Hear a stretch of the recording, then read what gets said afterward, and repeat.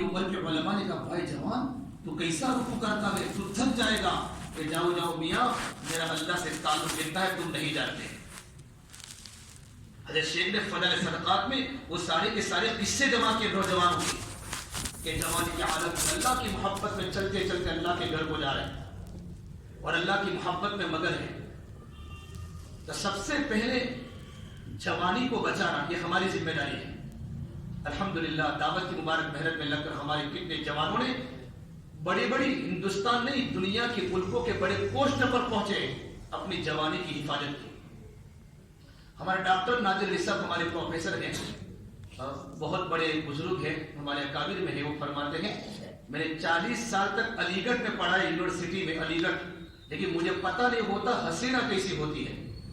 میں نے سامنے بیان سنا ہے، خوبصورت لڑکی کیا ہوتی ہے مجھے پتہ نہیں، پڑھانے والے ٹیچر کہہ رہے ہیں، پروفیسر سائنس کے بڑے پروفیسر علی گڑھ کی یونیورسٹی میں ہزاروں لڑکیاں میرے کلاس میں پڑھنے کے لیے آئی، لیکن مجھے پتہ نہیں لڑکی کا چہرہ خوبصورت کیسا ہوتا ہے۔ میں نے کبھی پڑھاتے وقت لڑکی کی طرف نظر نہیں اٹھائی، اور ریزلٹ سب سے اچھا پورے اسکول میں ان کا ہوتا تھا۔ جب تقویٰ اور ایمان زندگی میں آ جاتا ہے تو اللہ کی مدد ہو جاتی ہے، اللہ کی مدد۔ ابھی کچھ سال پہلے انگلینڈ کے آکسفورڈ یونیورسٹی میں ایک ملک نے حکومت نے اسٹوڈنٹ وہاں بھیجے پڑھنے کے لیے، حالانکہ وہ ملک یورپ کا ملک ہے، مسلم ملک ہے۔ جب وہ لڑکے وہاں گئے تو ان کے چہروں پر داڑھی نہیں تھی، زندگی آوارہ تھی۔ جب کالج میں پڑھنے کے لیے حکومت نے بھیجا، جب وہ لڑکے ویکیشن میں چھٹیوں میں گھر پر آئے تو کسی کے سر پر عمامہ ہے، چہرے پر داڑھی ہے، عربی کرتا ہے، تو وہاں کے ملک والوں نے کہا یہ نوجوان کو ہم پڑھنے بھیج رہے ہیں اور ان کی زندگی میں اتنا فرق، اور انگلینڈ جیسے خطرناک ملک میں جب انسانیت ختم ہو چکی ہے، اس ملک سے ہمارے نوجوان جب واپس آتے ہیں تو ان کے سروں پر ٹوپی، ان کے چہرے پر داڑھی، ان کی نظریں جب وہ یورپ کی گلیوں میں چلتے ہیں نا تو نظریں جھکا جھکا کر چلتے ہیں، اور ان جوانوں کو دیکھ کر کتنی عیسائی کرسچن لڑکیاں اسلام قبول کر لیتی ہیں۔ تو اس حکومت کے وفد نے کہا جا کر تحقیق کر کے وہاں کیا ہو رہا ہے۔ تو آکسفورڈ میں پہنچے، ملک کے کچھ وفد پہنچا، اور وہاں جانے کے بعد جب ان کو دیکھا تو دو طرح کے لوگ ملے۔ کچھ نوجوان تو ایسے ہیں جو بری عادت والے ہیں، کلبوں میں جاتے ہیں، نائٹ وہاں گزارتے ہیں، برے اخلاق ہے، نشے پیتے ہیں، ڈرگس کھاتے ہیں۔ اور کچھ نوجوانوں کو دیکھا جن کے اخلاق، جن کا کیریکٹر، جن کا کلچر، جن کی زندگی اللہ اور اللہ کے نبی صلی اللہ تبارک و تعالی علیہ وسلم کے منشے کے مطابق ہے۔ پھر ان کو پوچھا سیٹرڈے سنڈے کو چھٹی ہوتی ہے تو کیا کرتے ہیں، کیونکہ بچے تو وہاں ہاسٹلوں میں رہتے ہیں، تو جو بچے آوارہ تھے وہ تو کلبوں میں چلے جاتے ہیں، کلبوں میں ناچنے کے لیے اور گناہ کا کام کرنے کے لیے۔ جو طلبہ نیک تھے وہ طلبہ مرکز پر جاتے تھے، ڈیوزبری، اور مرکز پر جانے کے بعد تعلیم کے حلقوں میں، قرآن کے حلقوں میں، عمومی گشتوں میں، اللہ والوں کی ملاقات میں اور دین کی صحبت میں بیٹھتے تھے، تو واپس آنے کے بعد سیدھے کام میں لگ جاتے تھے۔ تو وہاں کے وفد نے کہا یہ بھی امانت کے خلاف ہے کہ تم کو حکومت نے پڑھنے کے لیے بھیجا، تم کو حکومت نے تبلیغ کے لیے نہیں بھیجا، تم یہاں تبلیغ کرتے ہو، یہ کرتے ہو۔ تو جو اسٹوڈنٹ تبلیغ کے کام میں لگے تو انہوں نے کہا آپ ہمارے نمبرات دیکھ لو، ہمارا ریجن ہمارا بھی دیکھو، ان بچوں کا دیکھ لو، اگر ریجن ان کا اچھا ہے تو ہم تبلیغ کا کام نہیں کریں گے۔ تو جب ان کے ریجن کو دیکھا گیا تو یہ بچے فرسٹ نمبر پر تھے، اعلیٰ پوزیشن پر تھے، وہ سارے کے سارے بچے فیل ہو چکے تھے اور ماں باپ کی کمائی برباد کر چکے تھے۔ پوچھا ایسا کیوں؟ تو نوجوان بچوں نے یہ بتایا آنے والے وقت کو کہ جب چھٹی ہوتی ہے ہماری 2 دن کی سیٹرڈے سنڈے کی چھٹی ہوتی ہے تو یہ لوگ وہاں گندے گندے کاموں میں چلے جاتے ہیں، تو جب واپس آتے ہیں منڈے کو، پیر کو، تو ان کا دماغ نشے پی کے جو ان کا دماغ بات قبول نہیں کرتا، تو پیر اور منگل کے دن وہ تو بے ہوشی کے ساتھ قبر میں بیٹھے رہتے ہیں، اور ہم اللہ اور اللہ کے نبی کی بات سن کے آتے ہیں تو ہمارا دل روشن ہو جاتا ہے، ہمیں ایمان کا نور ملتا ہے، ہماری زبان پر اللہ کا ذکر ہوتا ہے، ہم ایک دم جوش کے ساتھ آ کر محنت کرتے ہیں، ہمیں ساری کی ساری چیزیں یاد ہو جاتی ہیں۔ اس وقت نے جا کر وہاں کے حکومت کے وزیر کو رپورٹ دیا کہ اگر ہمارے بچوں کو نیک بنانا ہو تو ہمارے بچوں کو یہاں چلا لگوا کے وہاں بھیجو آکسفورڈ میں، تاکہ بچے وہاں جا کے تبلیغ محنت میں لگ جاویں، تو تبلیغ کی محنت میں لگنے کی برکت سے اعلیٰ پوزیشن پر کامیابی ہوں گے، ان کی زندگی بھی بڑھے گی۔ یہ ہمارے اسٹوڈنٹ کی ذمہ داری اپنے آپ کو نیک بنانا، نیک بنانا. اس وقت ہوگا نظروں کی حفاظت اور گناہوں کی حفاظت. دیکھو جو چیز آدمی دیکھتا ہے وہ چیز دل میں آتی ہے، پھر آدمی اسی کو سوچتا رہتا ہے، اسی کو بولتا رہتا ہے.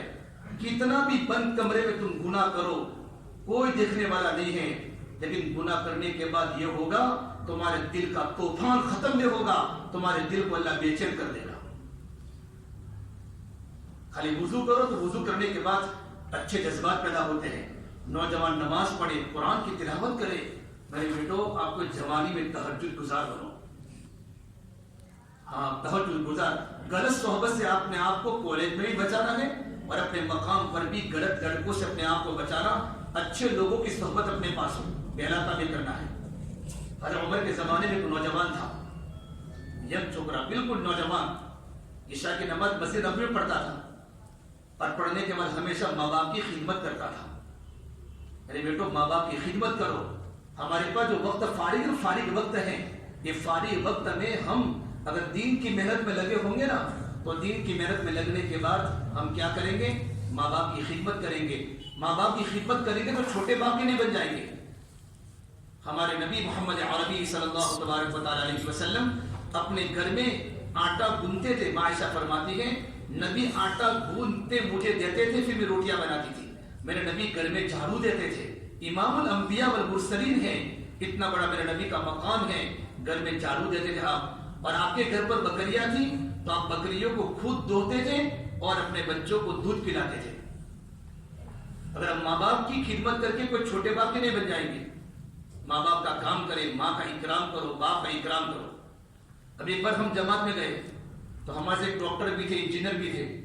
تو محنت کر کے ہم نے اسٹوڈنٹ کی جماعت بنائی. تو وہاں کے ماں باپ اپنے بچوں سے اتنے پریشان تھے. اب جماعت تیار کی تو ان کو لے کر جانے کے لیے کوئی تیار نہیں. کس مخلوق کو کون لے جاوے؟ کون سی مخلوق؟ یہ تو خطرناک ہے. گلیوں میں ڈنڈے کھیلتے ہیں. پورے محلے والے پریشان ہیں، ماں باپ پریشان ہیں، کالج میں پروفیسر ٹیچر پریشان ہیں. ہم ان کو جماعت میں نہیں لے جا سکتے. آپ کو لے جانا تو لے جاؤ. تو ہمارے دو ساتھی تھے، ایک ڈاکٹر صاحب نے کہ بیٹا آپ جماعت لے کر چلے جاؤ. بیچارے وہ ہانا کر کے بچوں لے کر جماعت میں گئے. تو ہماری جماعت نے کہا نہ معلوم یہ ٹیچر کا کیا ہوا ہوگا، ڈاکٹر کا آج اسٹوڈنٹ کو جماعت لے کر گئے ہیں تو عجیب لوگ ہیں. پورا محلہ پریشان، مسجد پریشان، ماں باپ پریشان. تو ہمارے ڈاکٹر صاحب کا کیا ہوا ہوگا؟ جیسے ڈاکٹر صاحب جماعت کو لے کر گئے اور بچوں کے سامنے فضائل اعمال کو، فضائل صدقات اور ماں باپ کے حقوق بتائے. جب اندر پڑھے ماں کیا ہوتی ہے، باپ کیا ہوتی ہیں. امام شافعی رحمۃ اللہ علیہ اتنے بڑے امام کہ 14 برس کی عمر میں 14 برس کا نوجوان امام شافعی اتنے بڑے مقام پر پہنچ چکے تھے کہ عرب کے بھی امام تھے اور عجم کے بھی امام تھے. ان کے ابا کا انتقال ہو چکا تھا اور ماں نے غربت میں اپنے بیٹے کو پڑھایا تھا. جب رات کا وقت ہوتا تھا اپنی بوڑھی اماں کے پاس آتے تھے اور اپنی بوڑھی اماں کے پیروں کو چومتے تھے اور اپنی بوڑھی اماں کے پیروں کو چاٹتے تھے. ان کی بوڑھی ماں فرماتی بیٹا انت امام العرب والعجم، تو عرب کا امام ہے، تو عجم کا امام ہے. اتنا بڑا تیرا مقام، اتنے اسٹیٹس پر پہنچ چکا ہے کہ لاکھوں کا مجمع تیرے پیچھے پیچھے چلتا ہے. میرے بیٹے تو میرے پیروں کو چاٹتا ہے. فرماتے ماں میں تمہارے پیروں کو نہیں چاٹتا، میں تو جنت کی نعمتوں کو چاٹ رہا ہوں کہ میرے اللہ نے میرے ماں کے پیروں کے نیچے میرے اللہ نے جنت بنائی ہے. اگر دین کی محنت میں لگو گے تو ماں باپ کا مقام سمجھ میں آئے گا. آج کتنے ڈاکٹرز، کتنے انجینئرز بڑے بڑے پوسٹوں پر ہیں، رات کو اگر ماں باپ کی خدمت کرتے ہیں اور ہم ماں باپ کی ایک بات نہیں مانتے ہیں. آپ کو پتا ہے ماں باپ رکشہ چلا کر اپنی فیس پوری کرتے ہیں. ماں باپ رکشہ چلا کر تمہارے گھروں تم کو پڑھاتے ہیں کہ میرے بیٹے کا کیریئر اچھا بنے، میرے بیٹے کا بھوشیہ اچھا بنے اور میرا بیٹا مستقبل کا ستارہ بنے. اس لیے پڑھنے کے زمانے میں خوب محنت کرو. تو کہ ہمارا ریزلٹ دیکھ لو، ہم محنت برابر کرتے ہیں. جو آپ جس فیلڈ میں ہو، آپ جس فیلڈ میں ہو اس فیلڈ میں اتنی محنت کرو کہ اعلیٰ پوزیشن پر آ جاؤ. آپ پوری دنیا پر نظر دوڑائیں گے کہ دنیا کی بڑے بڑے پوسٹوں پر جو ہمارے مسلمان بچے ہیں، مسلمان ہیں، ان کی پچھلی زندگی دیکھیں گے تو بہت غربت میں اپنے آپ کو پڑھایا ہے، بہت غربت میں. آج اللہ نے ان کو بڑے پوسٹوں پر پہنچا دیا. جو پڑھنے کے زمانے میں دینداری کے ساتھ رہے، اپنے آپ کو گناہوں سے بچایا، دین کی محنت میں لگے رہے تو اللہ پاک ان کو بڑے مقام پر پہنچا دیا. تو نوجوان لڑکا روزانہ ماں باپ کی خدمت کرتا تھا اپنے ابا کی. مدینہ منورہ میں ایک لڑکی اس لڑکے کو پریشان کرتی تھی. دیکھو اندر کا ایمان مضبوط ہوگا، اندر کا ایمان چاروں طرف گناہوں کا ماحول ہوگا، لیکن اس کا اندر کا ایمان اس کو حرام سے بچائے گا کہ یار میں تو یہ کام نہیں کر سکتا، میں تو مسلمان ہوں. اور مسلمان قرآن نے تو یوں کہا ہے لا تقربوا الزنا، کہ زنا مت کرو، نہیں زنا کے قریب بھی مت جاؤ. میں نہ گانا سن سکتا ہوں نہ میں فلمیں دیکھ سکتا ہوں، ایک مسلمان ہوں، میں اللہ کا بندہ ہوں، میرا اللہ مجھے دیکھ رہا ہے. خلوتوں کو وہ اللہ کی اتنی بڑی طاقت والا اندھیرے میں کالی چوٹی اندھیرے پر چلتی ہو، اللہ اس کو بھی دیکھتا ہے اور اس کی حرکت کو بھی اللہ آسمان پر سنتا ہے. میرا اللہ مجھے دیکھ، میں گناہ کا کام نہیں کر سکتا. تو لڑکی اس نوجوان کو پریشان کرتی تھی. وہ نوجوان روزانہ اس سے بچا کر اپنے ابا کی خدمت کرتا، پھر گھر چلا جاتا تھا.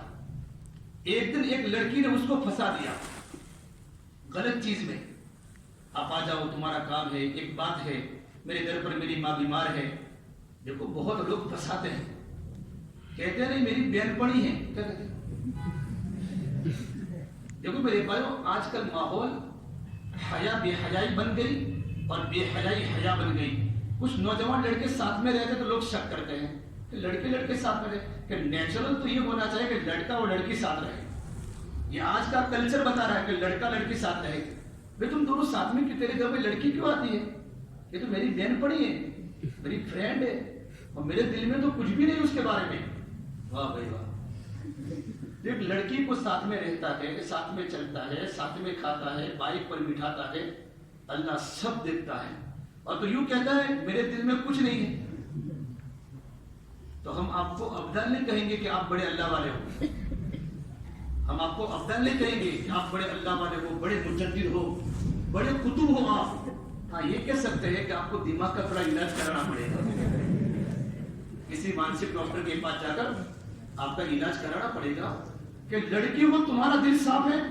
یہ تو قرآن بھی نہ کہتا ہے زُيِّنَ لِلنَّاسِ حُبُّ الشَّهَوَاتِ مِنَ النِّسَاءِ. اللہ تعالیٰ نے، میرے نبی نے فرمایا سب سے بڑا فتنہ جوان مردوں کے لیے لڑکیاں ہیں. میرے دل میں کچھ بھی نہیں ہے، میری بہن پڑی ہے، تو اپنی بہن کی خدمت کرنا بھائی گھر میں. دماغ کا تو علاج ہو سکتا ہے کہ آدمی تھوڑا دماغ سے خراب ہے، ورنہ یہ ہو اور دوستی میں گناہ کا کام نہ ہو، یہ ہو نہیں سکتا. کہ شیطان اس طریقے پر پھیورتا ہے.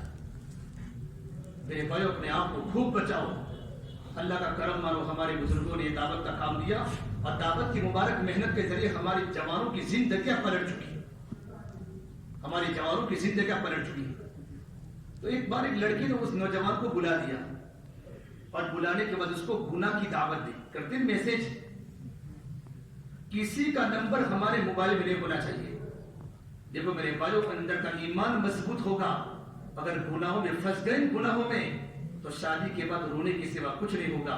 کہتے ہیں شادی کے بعد سکون نہیں ملتا، کہ شادی کے بعد سکون اس میں نہیں ملتا کہ گناہ کرتے کرتے شادی کی ہے، اسی سے گناہ کیا ہے یا کتنے اوروں سے گناہ کیا ہے.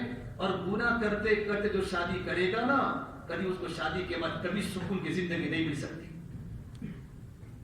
الطیبات للطیبین والطیبون للطیبات. یہ تو قرآن مجید کا فیصلہ ہے. پاک لڑکیاں پاک لڑکوں کے لیے اور پاک لڑکے پاک لڑکیوں کے لیے. والخبیثات للخبیثین والخبیثون للخبیثات. کہ گندی لڑکیاں گندے لڑکوں کے لیے اور گندے لڑکے گندے لڑکیوں کے لیے. ہم اپنی زندگی کو خود دیکھ لیں ہم کیسے ہیں. اندر کا ایمان مضبوط ہوا، کلمہ لا الہ الا اللہ اور دعوت کی مبارک محنت میں لگے ہوں گے انشاءاللہ. تو اس کی برکت سے اللہ تبارک و تعالی ہمارے ایمان کو باقی رکھے گا. اور ہم آپ کی بیٹا ہمارا اندر کا ایمان ہمیں گناہوں سے بچائے گا. تو نوجوان کو جیسے قریب کیا، نوجوان نے کلام اللہ کی آیت پڑھی، ان الذین اتقوا اذا مسهم طائف من الشیطان تذکروا فاذا هم مبصرون. کہ جن کی زندگی میں تقوی ہوتا ہے، جن کی زندگی میں اللہ تبارک و تعالیٰ کا ڈر ہوتا ہے، جب کوئی شیطانی حملہ آتا ہے کسی کی طرف سے تو فوراً ان کو اللہ کو یاد کر کے گناہوں سے بچ جاتے ہیں. یہ آیت پڑھی اور بے ہوش ہو گیا.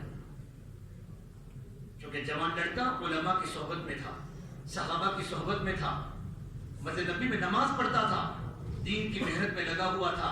قرآن کریم کے سامنے آ گئی، بے ہوش ہو گیا۔ اس لڑکی نے اس کو ہوش میں لانے کی بڑی کوشش کی، اس کی باندی آئی اور کہا اس کو اٹھاؤ، لیکن ہوش میں نہیں آیا۔ تو اس کی باندی نے اور اس لڑکی نے اس کو اٹھا کر اس کے ابا کے گھر کے آگے ڈال دیا۔ اس کے ابا تو رات کو تلاش میں تھے، میرا بیٹا ابھی تک گھر پر نہیں آیا۔ جیسے ہی دروازہ کھولا تو باہر بیٹا بے ہوش پڑا تھا۔ ابا نے بڑی کوشش کی کہ لڑکا ہوش میں آ جائے۔ جیسے لڑکا ہوش میں آیا نا تو پوچھا بیٹا کیا ہوا تھا؟ تو بیٹے نے پوری راستے کی کارگزاری سنی، ابا یہ ہوا تھا، یہ ہوا تھا، میں گناہوں میں پڑنے والا ہی تھا کہ میرے اللہ نے مجھے بچا لیا اور میری زبان پر ایک آیت جاری ہو گئی کہ بیٹا کون سی آیت؟ تو یہ آیت پڑھی، ان الذین اتقوا اذا مسهم طائف من الشیطان تذکروا فاذا هم مبصرون، کہ جن کی زندگی میں تقوی ہوتا ہے، کہ جن کی زندگی میں اللہ تبارک و تعالیٰ کا ڈر اور ایمان ہوتا ہے، جب بھی کوئی خیال گناہوں کے آتے ہیں تو اللہ کو یاد کر کے گناہوں سے بچ جاتے ہیں۔ یہ آیت پڑھتے پڑھتے اس کا انتقال ہو گیا۔ جوان لڑکے نے اپنے ابا کے سامنے دم توڑ دیا، گناہ یاد آ گیا۔ میرے بھائیوں، ہم اللہ کو دیکھیں، میرا اللہ مجھے دیکھ رہا ہے، اور ماں باپ کو آپ کے اوپر اچھی نگاہ ہے، میرے بیٹے پاک ہے۔ ماں باپ جب اب رات کو گھر سے نکلتے ہیں، ماں باپ کو ٹینشن، ہم ایسا کوئی کام نہ کریں جس سے ہمارے ماں باپ کا منہ نیچا ہوئے، ہمارے خاندان کا منہ نیچا ہوئے، اور ہمارے محلے والوں کا منہ نیچا ہوئے، اور لوگ ہماری ماں باپ کی عزت کو خاک میں ملا دے۔ یہ سارے کے سارے پرابلم سے اگر اپنے آپ کو بچنا ہے نا تو اللہ کے دین کی محنت میں لگ جاؤ۔ اللہ کے دین کی محنت کرو گے تو اندر کا ایمان مضبوط بنے گا، اندر کی زمین بیدار ہوگی۔ جب وہ لڑکا کا انتقال ہوا، مدینہ منورہ کے صحابہ نے رات کو اس کو غسل دیا، کفن دیا، اور جنت البقیع میں رات کو دفن کر دیا۔ فجر کی نماز پر حضرت عمر فاروق رضی اللہ تعالیٰ کو پتہ چلا، پوچھا وہ نوجوان دکھتا نہیں ہے؟ تو کہا حضرت وہ نوجوان کا رات کو انتقال ہو گیا۔ حضرت عمر فاروق اس نوجوان سے بڑی محبت فرماتے تھے، اس کی عبادات پر رشک کرتے تھے۔ اس جوانی میں اپنے آپ کو اللہ کے سامنے جھکا رہا ہے، لمبی لمبی نمازیں پڑھ رہا ہے، قرآن کی تلاوت کر رہا ہے، اپنے آپ کو گناہوں سے بچا رہا ہے۔ جوان آدمی گناہوں سے بچے، یہ اصل کمال ہے۔ کوئی بوڑھا یوں کہے کہ میں گناہ نہیں کرتا تو کوئی کمال تھوڑا ہے؟ کوئی بوڑھا یوں کہے کہ میں گناہ، تو کمال نہیں ہے۔ کمال تو یہ ہے کہ جوان گناہ نہ کرے، اس کی جوانی کے جذبات کے ہونے کے باوجود اس کے دل میں اللہ کا خوف ہو کہ میرا اللہ مجھے برابر دیکھ رہا ہے، میں گناہ نہیں کر سکتا۔ حضرت عمر فاروق رونے لگے اور کہا چلو قبرستان میں، اور پورے مجمع کو لے کر قبرستان پہنچے، اور قبرستان میں جانے کے بعد کہا صفے بناؤ، اور دوبارہ نماز جنازہ پڑھائی، اور نماز جنازہ پڑھانے کے بعد حضرت عمر فاروق نے اس قبر پر کلام اللہ کی آیت پڑھی، وَلِمَنْ خَافَ مَقَامَ رَبِّهِ جَنَّتَانِ، اس آدمی کے لیے جو اللہ تبارک و تعالیٰ کے سامنے کھڑے ہونے سے ڈرے کہ مجھے اللہ کے سامنے اپنی زندگی کا جوانی کا حساب دینا ہے، اللہ نے اس کے لیے 2 جنتیں بنائی ہے۔ تو قبر میں سے آواز آئی اب المومنین، اللہ نے مجھے 2 جنتیں عطا فرما دی، اللہ نے مجھے 2 جنتیں عطا فرما دی۔ یہ کس بنیاد پر؟ ایمان اور تقوی کی بنیاد پر۔ کلمہ لا الہ الا اللہ محمد رسول اللہ ہمارے دل کی گہرائیوں کے اندر آ جاوے کہ میری کامیابی اللہ کے حکموں کے ماننے میں ہے، اور محمد صلی اللہ تبارک و تعالیٰ علیہ وسلم کے طریقوں کے ماننے میں میری کامیابی ہے۔ دیکھو آپ جہاں پڑھتے ہیں کالجز میں، وہ جو ماحول ہے وہ ماحول زہریلا ماحول ہے، اور پوری دنیا کی دشمنوں کی نگاہ اسٹوڈنٹ پر ہے۔ ابھی ایک یہاں کالج کا اسٹوڈنٹ میرے پاس آیا، ایک کہیں یہ اپنا ایچ ہائی وے پر، اور کہا مولوی صاحب ایک بات کہوں، عجیب بات ہے، میرے کیا ہوا بیٹا؟ کہ ہماری کالج کے آگے چائے کی لاری ہے، چائے کی لاری۔ میں کہا کیا ہوا؟ کہ ہم نوجوان سب گروپ بنا کے چائے پینے جاتے تھے وہاں، تو ایک بار مجھے چائے بہت اچھی لگتی تھی، تو میں نے چچا کو بولا چچا تمہاری چائے، میری امی گھر پر کتنی بھی اچھی چائے کیوں نہ بناوے، لیکن میری امی کی چائے مجھے اچھی نہیں لگتی تھی، دکان کی چائے۔ میں گھر پر آنے کے بعد ایکٹیوا لے کر ایچ ڈی ہائی وے پر اس جگہ پر میں چائے پینے جاتا ہوں۔ تو وجہ کیا تھی کہ مجھے پتا چلا، میں نے تحقیق کی کہ وہ آتا ہے جو چائے بنانے والا، وہ ٹیسٹ لانے کے لیے آتے ہیں خشخش۔ ایک خشخش کو تو جانتے ہو کہ بس کو جانتے ہو؟ جانتے ہو خشخش کیسی ہوتی ہے؟ بہت موٹی موٹی ہوتی ہے۔ کیسی ہوتی ہے؟ جنی آدمی ہوتی ہے خشخش۔ یہ خشخش کا بیج چائے کے اندر ڈالتا ہے، تو ایک چائے پینے کے بعد ہماری اندر کی بلاک نسیں کھل جائے تو ہمیں نشہ رہتا ہے. نشہ یہ شریعت نے حرام قرار دیا ہے. یہ نشہ آنے کے بعد ہمیں کسی کی چائے اچھی نہیں لگتی. پھر نوجوان وہاں جمع ہوتے ہیں, پھر گناہوں کے بازار گرم ہوتے ہیں. دیکھو ہر ایک دنیا کا تمام باطل وہ اپنے نشانہ اسٹوڈنٹ کو بنایا ہے. اور ایک بات آگے کی کہوں, مسلمان اسٹوڈنٹ, جب مسلمان اسٹوڈنٹ اگر بیکار ہو جائے گا نا, اس کی زندگی برباد ہو جائے گی. اسے برباد, اللہ نے آپ کو دی صلاحیت, اپنی صلاحیت کو اور اپنی کیپیسٹی کو اللہ کے دین کی محنت میں لگانا. عمر رضی اللہ تعالیٰ عنہ کہ بیٹا عبداللہ بن عمر فرماتے ہیں, ہم مدینہ منورہ میں اللہ کے نبی کے زمانے میں سارے کے سارے نوجوان سب ینگ تھے. عبداللہ بن عمر, عبیداللہ بن عمر, عبداللہ بن مسعود, یہ سارے کے سارے جوان صحابہ کرام ہم اللہ کے نبی کی مجلس میں بیٹھتے تھے, نماز پڑھتے تھے, ذکر کرتے تھے, قرآن کی تلاوت کرتے تھے, اور پھر کیا کرتے تھے, ہم وہی سو جاتے تھے. اور کھیل کود بھی کیسا, دیکھو بیٹو ایک گیم مت کھیلو, بار بار دیکھنے کی بنیاد پر انسان کی صحت خراب ہو جاتی ہے. بلکہ صحابہ کرام ایسے کھیل کھیلو جس سے تمہاری ورزش ہو. قریب میں کوئی پانی کی جگہ ہو تو وہاں تم نہارو, تیرنا سنت ہے, لیکن ڈوبنے کا خطرہ نہ ہو. آج کے زمانے کی جیم ہے کہ بھئی جیم کرو, لیکن جیم میں دیکھنے کا کوئی خرافات نہ ہو. اگر میوزک بجتے ہیں تو وہاں جیم میں جانا بھی گناہ کبیرہ ہے. بس سمجھ میں, وہاں میوزک بجتا ہے, وہاں لڑکیاں آتی ہیں تو وہاں نہیں جائیں گے. ایسے کھیل کھیلیں گے جس سے ہماری ورزش ہو. کبڈی کھیل دی, تیرنا شروع کر دیا جہاں پانی کا ڈوبنے کا خطرہ نہ ہو. اس سے کیا ہوگا, بدن میں قوت آئے گی. اور یہ ساری کے ساری قوت کس لیے ہے,